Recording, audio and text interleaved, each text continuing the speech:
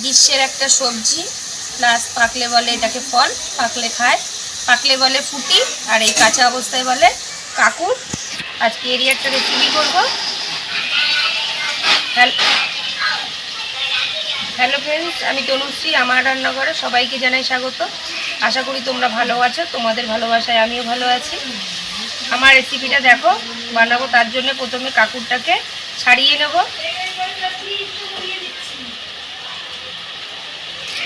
খুব উপকারী একটা সবজি।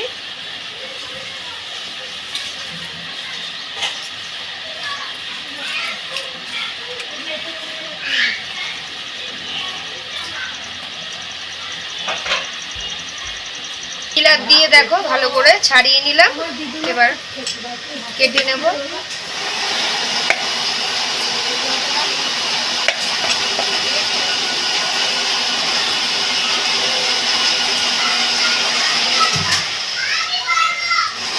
এই দেখো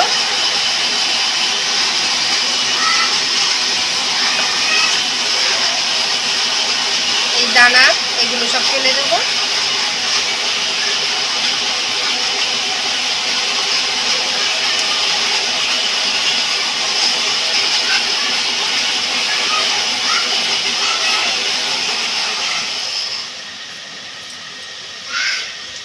দেখো দানাটা ভালো করে ছাড়িয়ে নিলাম, এবার এটাকে ছোট ছোট করে কেটে নেব।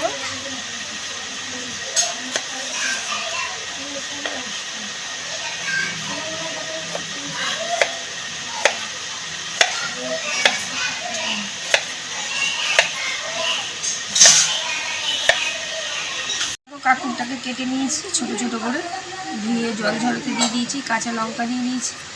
এখানে চিংড়ি মাছ কেটে নুন হলুদ আগে থেকেই মাখিয়ে রেখে দিয়েছি। গ্যাস অন করে খালি কড়াই বসিয়ে দিয়েছি। কড়াই গরম হয়ে গেছে, কড়াইতে দিয়ে দেবো একদম অল্প করে সরষের তেল। তেল গরম হয়ে গেছে, ফোড়ন দিয়ে দিলাম কালো জিরে, কাঁচা লঙ্কা ভেঙে দিয়ে দিলাম। ফোড়নটা ভাজা হয়ে গেছে,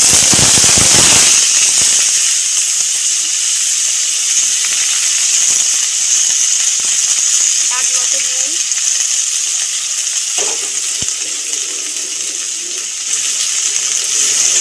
হলুদ,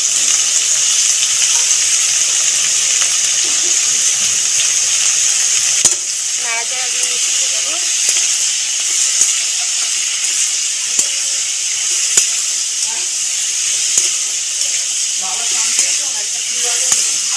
নেড়ে চেড়ে মিশিয়ে নিয়েছি। এবার নুন হলুদ মাখা চিংড়ি মাছটাও দিয়ে দিলাম।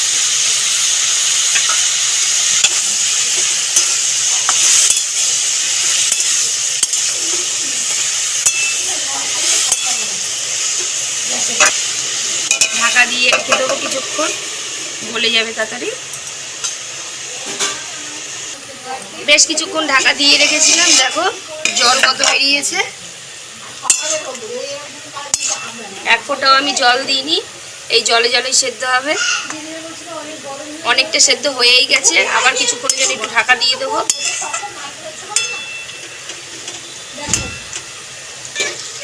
ঢাকাটা খুলে দেবো, অনেকক্ষণ ঢাকাটা দেওয়া ছিল। দেখো একদমই গলে গেছে। এবার একটু গ্যাসটাকে বাড়িয়ে দিলাম, যেটুকুনি জল আছে জলটা শুকানোর জন্য।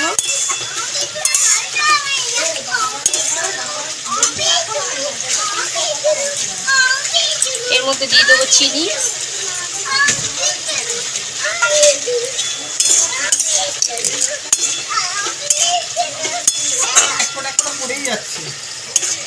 জল শুকিয়ে গেছে, দেখো একদম মাখো মাখো। এবার আমি নামিয়ে নেব।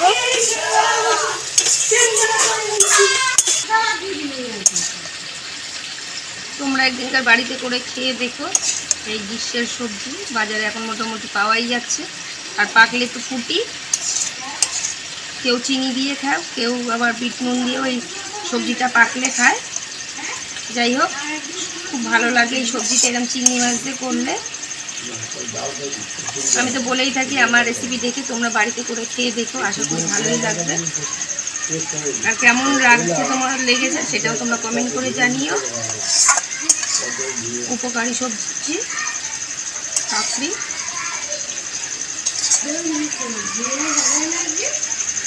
এইভাবে পাশে থেকে ভালোবাসা দিয়ে লাইক শেয়ার সাবস্ক্রাইব করে দিও। ভালো থাকবে, সুস্থ থাকবে। Thank you.